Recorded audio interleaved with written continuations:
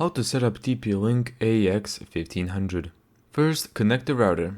Connect the modem's Ethernet cable to the blue WAN or Internet port on the AX1500. Then plug the power adapter into the power. Wait about 2 minutes until the power and Internet LEDs become stable. Step 2. Connect to the router. Using your phone or computer, connect the default Wi-Fi network shown on the sticker underneath the router. Alternatively, connect your computer directly to a LAN port using the included Ethernet cable. Step 3. Open the setup page. Open a web browser and then go to this link, or if that doesn't work, try this IP address.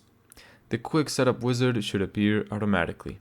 Step 4. Create an admin password. Create a strong administrator password. This password is used to log into the router settings. It is different from your Wi-Fi password. Click Let's Get Started or Next. Step 5. Configure your internet connection. Select the connection type provided by your ISP. Dynamic IP is what most cable providers use. PPPoE, enter ISP username and password. Static IP, L2TP and PPTP. If you're unsure, select Auto Detect if available. Step 6. Set your Wi-Fi name and password.